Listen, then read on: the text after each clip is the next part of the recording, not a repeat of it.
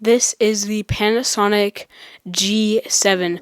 It is coming up on a 6-year-old camera, and for some reason it is still one of the best selling cameras on the market.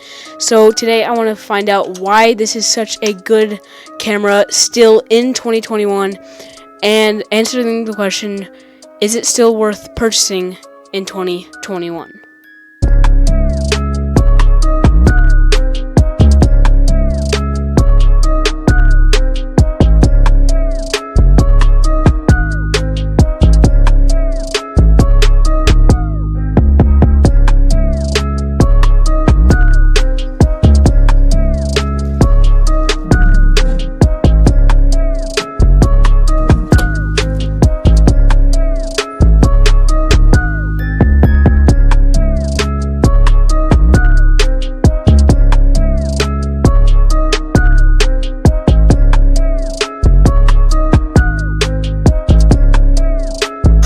What's going on, everyone? Welcome to Aero Vlogs. Today we're talking about this, which is the Panasonic LUMIX G7, which is, like I said, a 6-year-old mirrorless camera that is one of the best-selling cameras on the market, and for good reason. It has 4K up to 30 frames per second with autofocus, and it has 1080p up to 60 frames per second with flat color profiles. It's also got a 16 megapixel CMOS sensor, which allows for some really nice looking sharp photos. Also with photos, you get HDR, and for everything else, you have the legendary flip LCD screen, which is, by the way, a full touch screen for the interface and for everything that you want to do.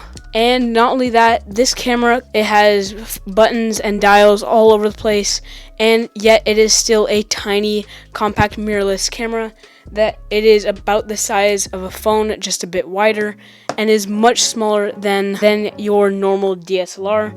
So all that into about a $500 camera with a kit lens is really good, right? So today I want to talk about, what's wrong with it, why people are selling it for so cheap, and why this camera is still worth it in 2021.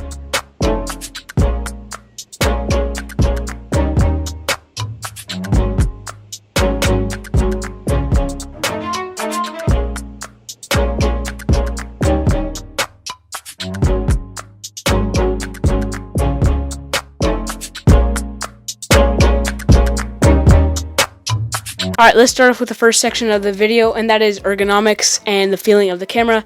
Right off the bat, you'll notice when you pick up this camera, it is really, really light. If you pick it up without a battery, it's like nothing. Like, it's about the weight of this lens, maybe even lighter. So to have a very light camera can be very good and very bad depending on what you're doing. In most scenarios, though, it is nice because you can throw it into a backpack and you don't feel it. It's really light, and you can throw a few lenses, and it's about the weight of just the DSLR body only. So that's nice until you realize the reason that is because it's so plasticky. It's not terrible, and you get used to it pretty quickly, but you can definitely tell it's not the highest quality camera. But to cover most of that up, they have a nice grippy texture all along this side of the camera, which allows for a nice grip and comfort. Also, mentioning the grip, this is a pretty deep grip for a mirrorless camera. Most mirrorless cameras nowadays have very small grips, and this actually fits my hand pretty nicely, has nice grooves right here for your fingers to fit, and naturally the dials and buttons fit right into your hand. You got a thumb dial right here in the back, and you have a dial here in the front for your first finger. And what's really cool is right there, if you can see that is a little button right inside that little dial, which basically allows you to do aperture, shutter speed. Click that, and you can do ISO. So the fact that they could fit all that into a tiny compact mirrorless camera and still make it very light is pretty impressive. Not only that, you have 1, 2, 3, 4 custom buttons to set to whatever you would like. And to top it all off, there's a specific dial for single shooting mode, burst, and 4K burst mode, and all the different modes for shooting. And then another dial to pick your mode. So if you're coming from DSLR bodies and you're worried that you're not going to have enough dials, this camera has enough dials to satisfy most people's needs. And honestly, it's really nice. When you're taking photos, you can, quickly adjust aperture, quickly adjust shutter speed, click that, and you got ISO, as opposed to doing everything on a touchscreen like something like the Canon M50. So overall, the ergonomics and feeling are really great. You do have a viewfinder, electronic viewfinder as well, which some mirrorless cameras do not have, which I actually really like for taking photos in bright days, and a pop-up flash. Okay, so the next section I want to talk about is the actual image of this camera. I'm talking about the image you get out of this sensor, and if you're worried it's not going to look good, it does look good. With a kit lens and in decent lighting, it looks completely usable and it looks good.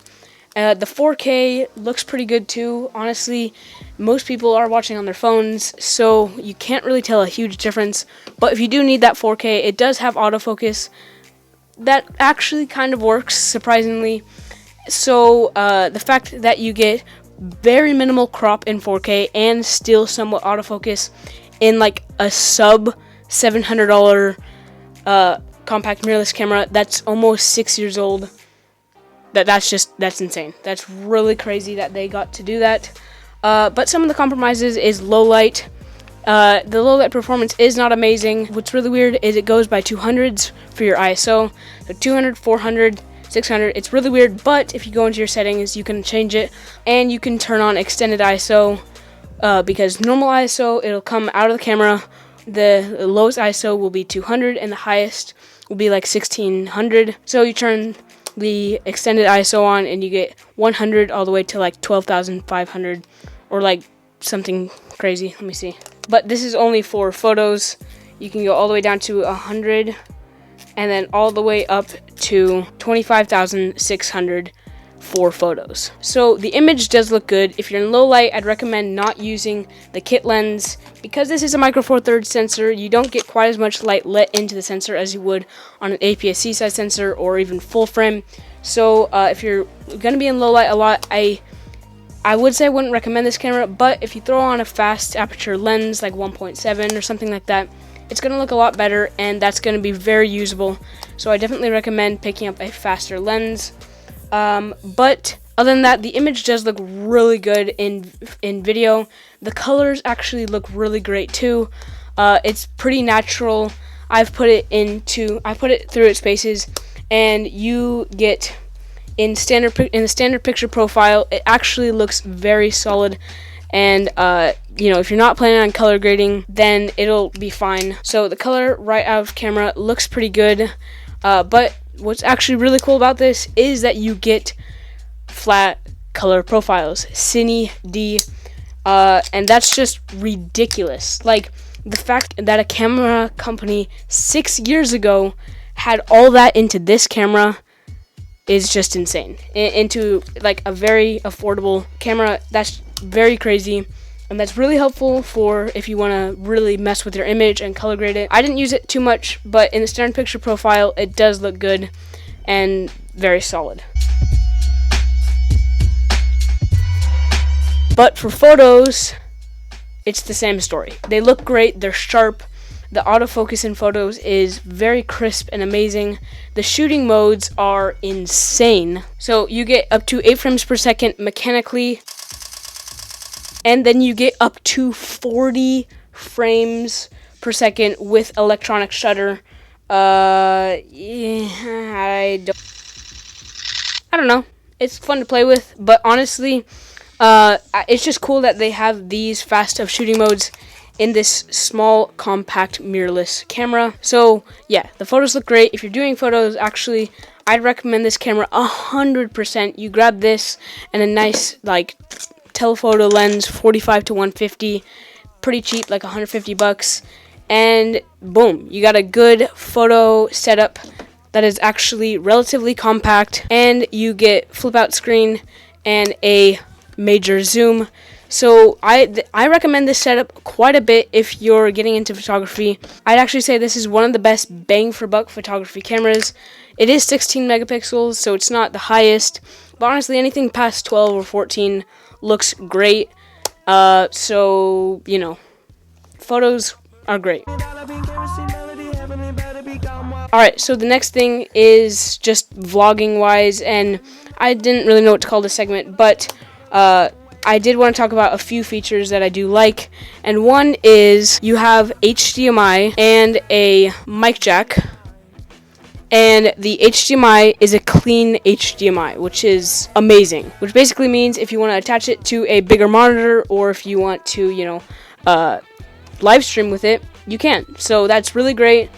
You get nothing on the screen when you feed that, so that is super helpful to have. So there are some things I don't like about this camera, and that is actually just how it feels, the build quality. It's just really plasticky, and I think they could have done a little bit less plastic, because this whole camera just feels, it doesn't feel very premium. Sure, the ergonomics feel great, and I'm glad they have a ton of dials, but it just doesn't feel like a solid camera. You know, like you pick up like a Canon T7i or like an 80D or something, and you're like this is a camera. You know, it feels like a bulky, like sturdy camera. Like you drop it, you're gonna be fine. But this, I feel like if I drop it, it's gonna like shatter. Maybe it won't. Maybe I'm just being picky here, but I mean, it is great for vlogging because it's so light. You can hold it out for a long period of time, and it feels fine. It's super light. I've put a microphone, tripod, and a lens on it, and it feels fine. I'm gonna go out and test it, and you're gonna see all this footage. And yeah, you let me know how you like the look of it in the comment section below. And there's a helicopter.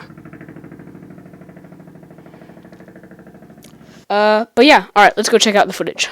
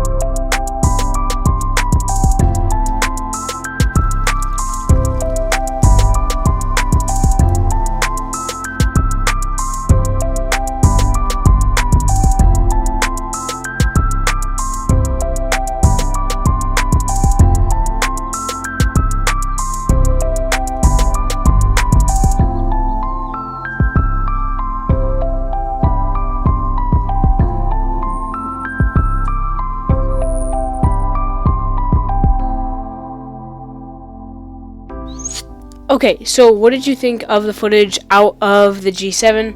I thought it was pretty good, all things considered. Some of the shots looked better than others, but I wanted to go over the 4K and the 1080p footage, the autofocus, the colors, all that kind of stuff. So let's just take a look at all that right now.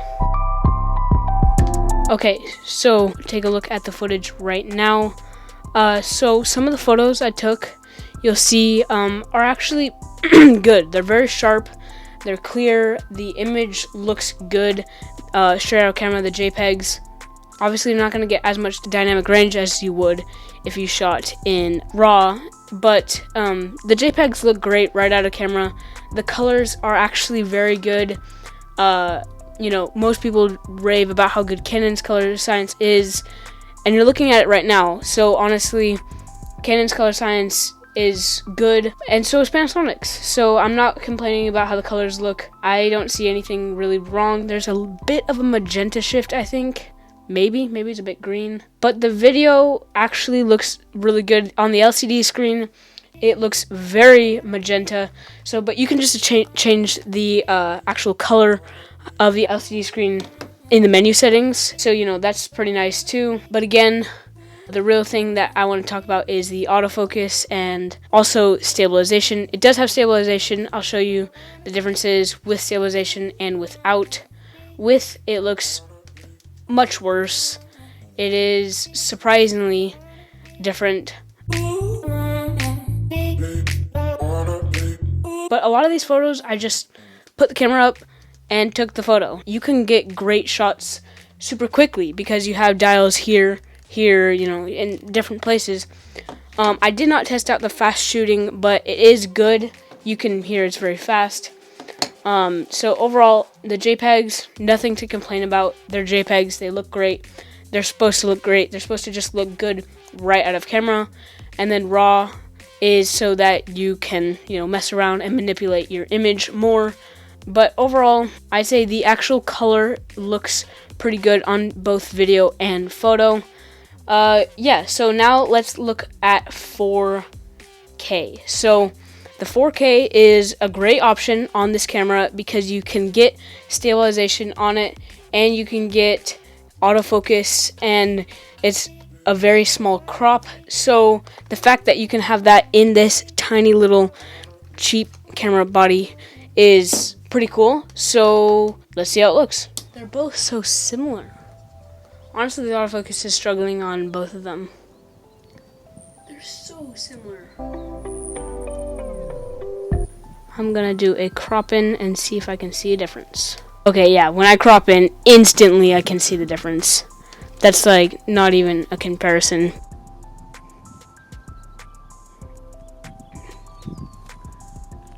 I can see a big difference actually. Yeah, 4K looks way sharper when you zoom in, but that's what 4K is a lot of the times for. It's really so that you can crop in and not lose a whole lot of resolution. But when you're buying this camera, you're not really buying it for 4K necessarily. I mean, you might be, but if I bought this camera for myself, I'm not gonna be buying it for 4K. I'm going to be buying it because I have all these buttons and dials, and I got a flip out screen and a mic jack, and the lenses aren't terribly expensive.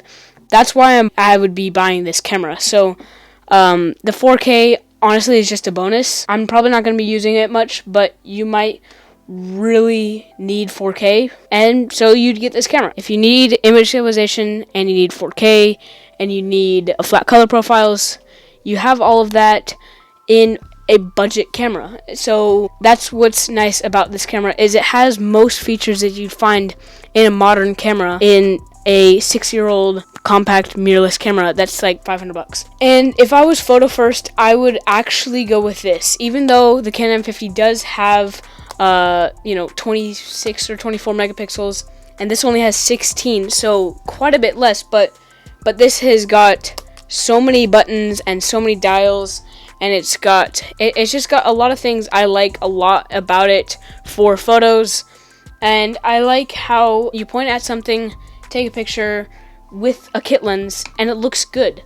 I haven't tested the M50 personally, but I am looking at actually getting one, so might see that in a future video.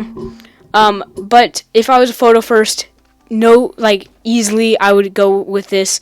But if I was video first, I would 100% go the Canon M50. It has way better autofocus, and I would take that any day over decent 4K or flat color profiles or anything like that. It's got a lot of great things about it, and it has a lot of terrible things about it.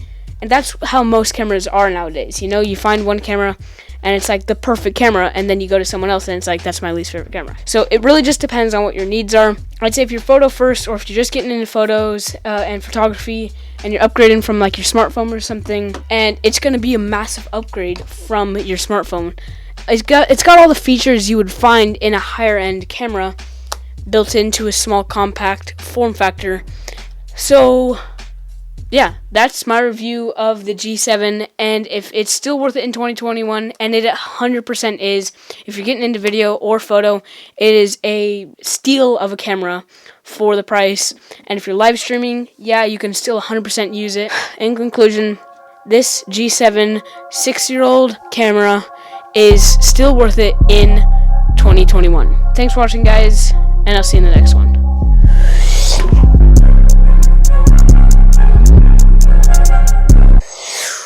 Okay, so that was a super long video. If you guys actually stayed to the end, you guys are absolute legends. That's insane. And, yeah, alright, I'll see you in the next